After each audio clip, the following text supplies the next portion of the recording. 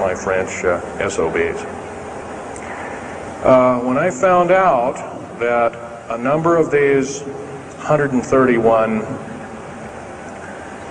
deep underground military bases are being used to subvert the Constitution of these United States and its people, I says, that is enough. I can't possibly be connected. Oh, well, Mr. Schneider, you can't quit, they said.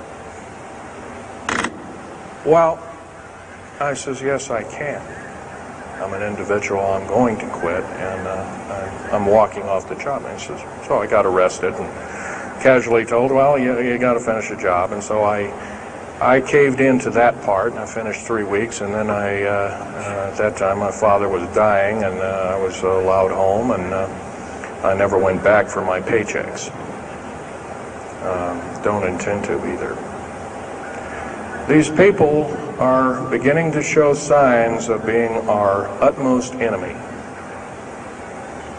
I'm talking about military people now engaged in training foreign troops on American soil, clearly against the Bill of Rights and the U.S. Constitution.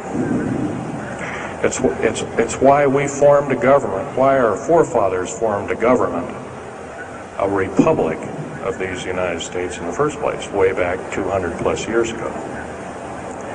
Because the drawing and quartering of soldiers, taxation without representation, law by edict, otherwise known as today's version, executive order, among other things. The very reasons that we became, in quote, free, a free republic, a free society, possibly one of the greatest nations to ever be a nation on this earth, were instilled in our founding fathers that are now so far away from the people now running our federal government structure. So I'm here today to touch upon a number of subjects. One being that these underground bases are roughly over 3 of them per state. There's now, instead of 12 prison camps, there's 39. That's almost 1 per state. They're building 2 prison camps every 7 months. They're building 2 underground military bases every year. Each one of these military bases, by the way, these underground military bases, they cost somewhere between $17 and $26 billion. They employ 1,800 to 10,000 workers each in varying grades of skill. They gobble up totally through the black budget, over 1/4 of the black budget, or roughly $310 billion. Of course, you may say, well, where are these figures coming from?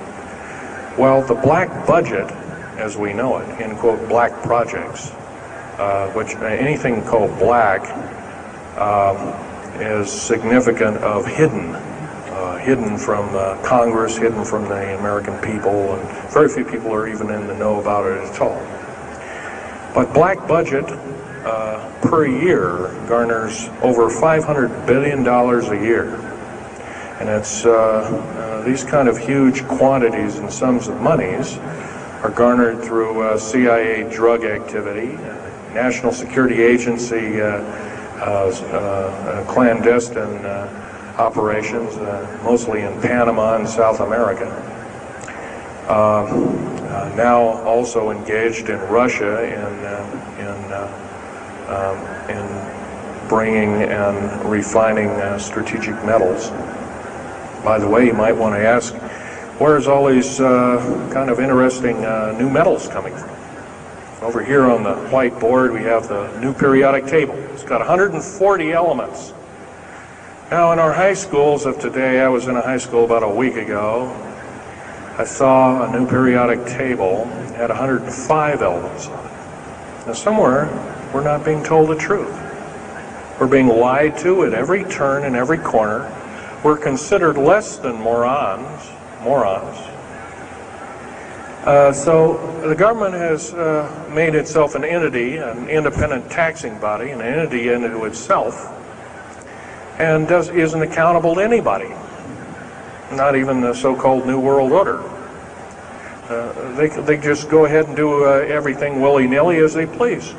There's nobody checking. You don't have to worry about this. Occasionally there's a senator who pokes a nose in here and there, and that senator finds out either nicely or not so nicely that you don't do things like that.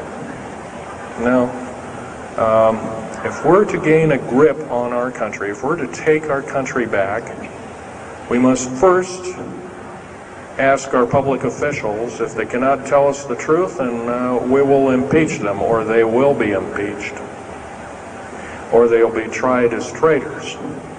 This is pretty stiff language. Already it's slowly beginning to trickle out and to occur to a number of people that this may be the only way out. Also, our founding fathers, George Washington, Patrick Henry, and a few of the other ones, came up and said that you don't want to let the beast out of the box. And they were talking about a runaway government. You don't want to allow your government to become like England at that time. And so they warned us about this very same kind of thing. First of all, the United States is not a democracy. It's not a republic anymore. It should be a republic. That's to the republic for which it stands, one nation under God. Why we can't even pray in the public schools anymore. We have to have a Supreme Court judge or group of them, plus Janet Reno and company, among other things, telling us what to do. Interpret for us as if we cannot read with our own two eyes and understand with our mind. This, of course, is bad policy all the way around, and I guess I don't need to blow that by your ears. Okay, on another subject, I have a number of items up here at the table, one of which here is, if I can show it, is a heavy hunk of rock indeed. It has a weight of about a little bit more than a pound, 2.5 times the weight of uranium. It's not radioactive, can never be made radioactive. It's composed of earth, rare earth, clays, and powdered metals, as well as an alien element, mostly from crashed, retrieved flying saucers and those of the kind that have happenstance to crash in our deserts and backyards, so to speak. It's called muronite. This is employed in every stealth aircraft, every black jet throughout the black budget. Also in the very small quantities in the skins of black helicopters, muronite. Here's another thing. Here's a piece of probably the purest titanium you'll ever hear or see. It's so pure, it's also composed with other alien elements to make it extremely tough. It's capable of withstanding temperatures in excess of 7,000 degrees Fahrenheit. Our new Phoenix-class submarines, of which we're building 2 a month right now. Phoenix-class submarines is a black budget program. Each one of those submarines costing $208 million just for the titanium hull, which is made of this material.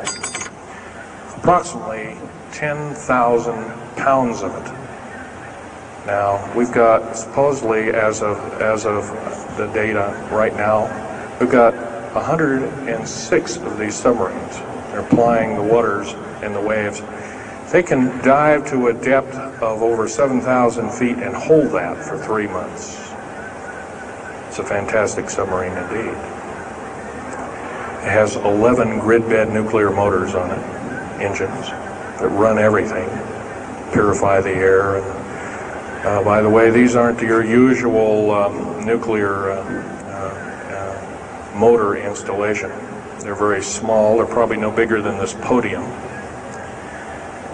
weighing less than 3,000 pounds, putting out as much as the equivalent of 3 aircraft carriers of the Enterprise class. But these Phoenix class submarines are getting this medal. Now, where are we getting the medal? Well,